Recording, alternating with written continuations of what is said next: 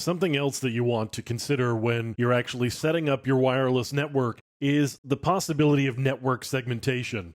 Now, normally, particularly in a home environment, what you would be doing would be to connect your wireless access point directly to your local network, which makes sense because when you get on your wireless network, you really want to access everything that's on your local network. In a bigger environment, what you may want to do is have your wireless network be on a different network segment that may be connected to the rest of the networks via a firewall or some access lists or something that's going to do some sort of filtering or restriction from the wireless network. Now, when you're doing an enterprise level setup, what you may want to do is establish a guest network for people who actually don't authenticate to your network.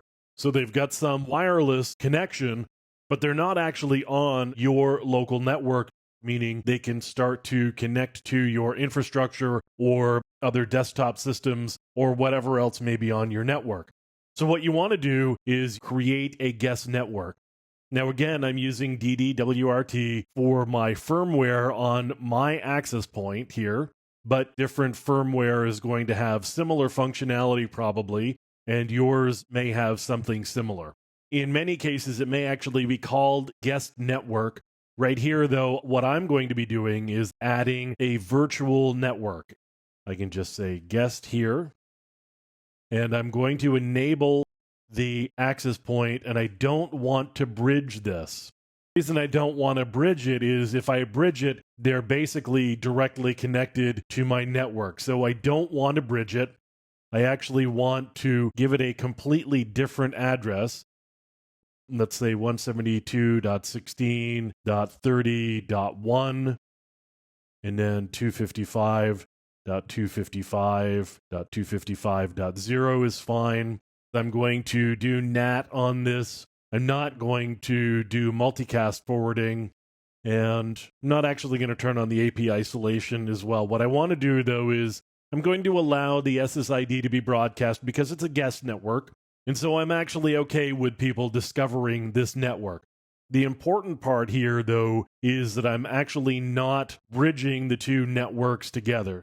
So I've disabled the bridging, and I'm using the unbridged mode here.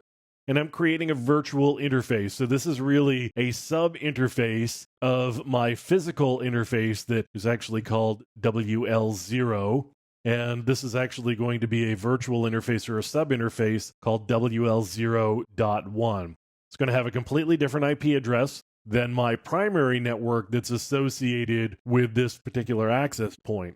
So I've got a virtual interface that I have set up. I'm going to allow guest access on this. And then once people start connecting to this guest network, they're in a completely different IP network, which means that I can better track and allow access to and from based on the addresses that are on this particular network.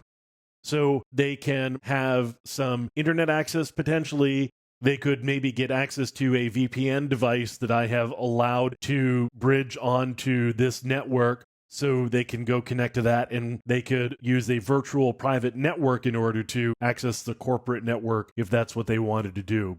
But I can do this guest access here using a virtual interface on my access point.